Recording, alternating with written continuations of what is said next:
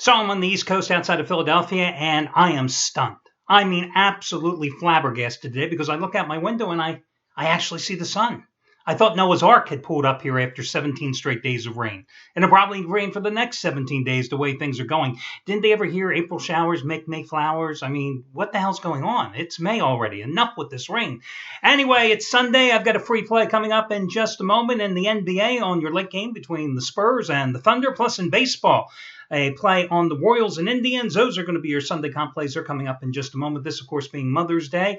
I hope that you are enjoying it with your family today. And if your mother has already passed, may you have pleasant and fond memories as well and honor her this day. I know for me personally, guys, I can tell you right now, and I'll say this because I know my mother is watching this video because she watches every day and critiques whether or not my collar's straight, whether my hair's right, whether my glasses are crooked. Oh, she also, I think she's going to start handicapping some of the games if I don't start winning some of these free picks here. But I can honestly say, without her help, I'm not here doing what I'm doing today because I was born with a major speech impediment. So much so, which I couldn't, 26 letters in the alphabet, 14 of them, I couldn't make the sound for them. Well, if you can't make the sound for the letters, you can't make words. So I had 7 years of speech therapy, all through school, all through the summers, all those summer nights and weekend nights, sitting there with my mother, constantly going over different letters, how to make sounds, how to blend words together. And then when you think about it, you see how fast I talk here on these video reports, right? I've done TV, had my own nationwide radio show, done more radio interviews over the past God knows how many years as a handicapper, and didn't turn out too bad. I don't know. So, Mom, thanks. And if you do have any free picks, I'll certainly take them as well, since the free picks have certainly not been that good here of late. But listen, guys, here's the bottom line. I look at what I've done here in the NBA postseason. After telling you the first 3 weeks of the baseball season was a prime opportunity to make money and then making us both money in those first 3.5 weeks, well, here we are. I've won 11 of the past 13 days. I'm 14-4 in the postseason. I am 13-4 with my top-rated NBA 15-dime releases.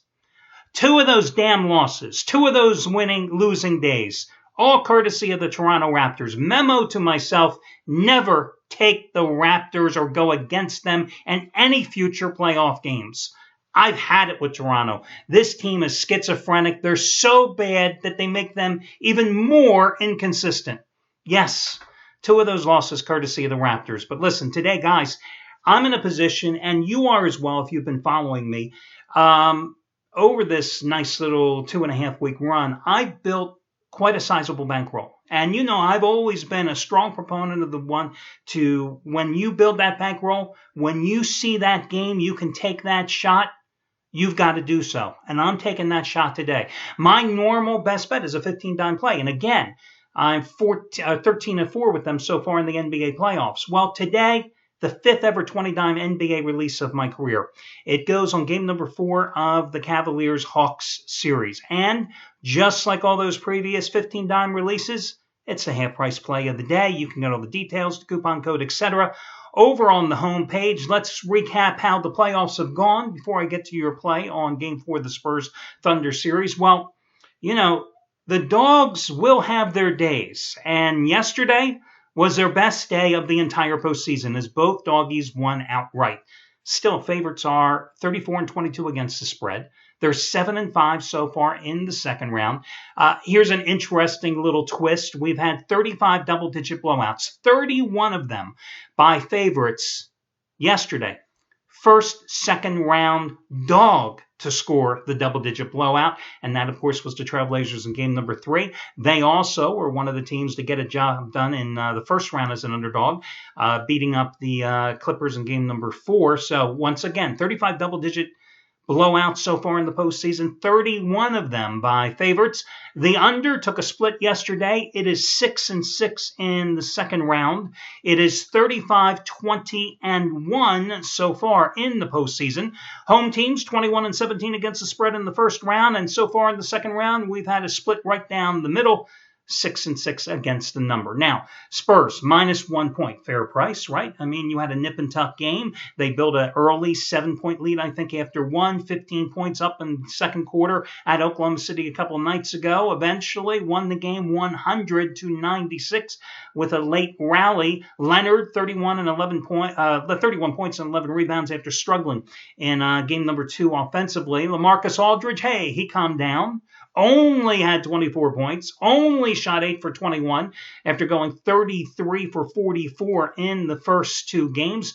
But the thing with the Spurs, you have so many different weapons. You had David West, only 7 points and 2 rebounds off the bench, but a very strong game, giving the Spurs some much-needed interior presence.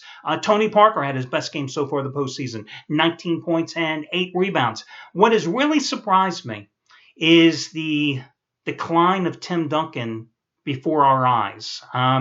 You realize his biggest point total so far through 7 playoff games is 8 points. 2 for 12 shooting. The last 2 games, 2 points in each of them. And to be honest with you, Popovich has juggled his lineup because he's had more success playing Leonard and Aldridge simultaneously along the front line rather than having Duncan in there. And Duncan only played 14 limited minutes in game number 3.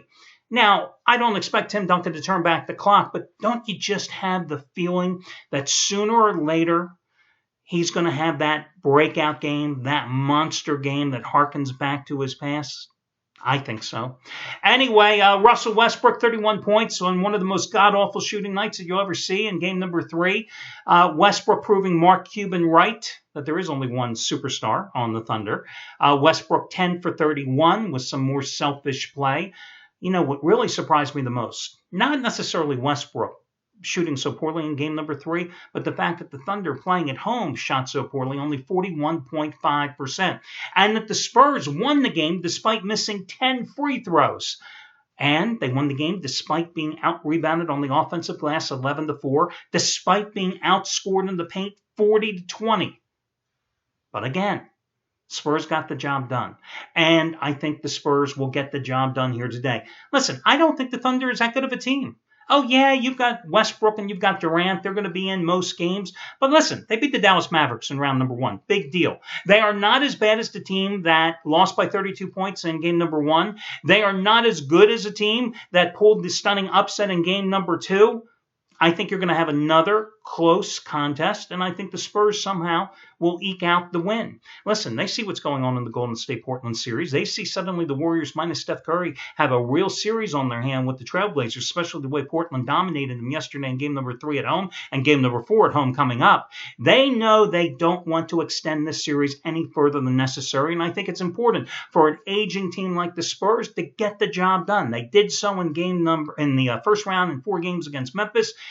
They got the home court advantage back with the Game 3 win. Now, true, they could lose today, be 2-2, and they're still going to play Games 5 and 7 at home.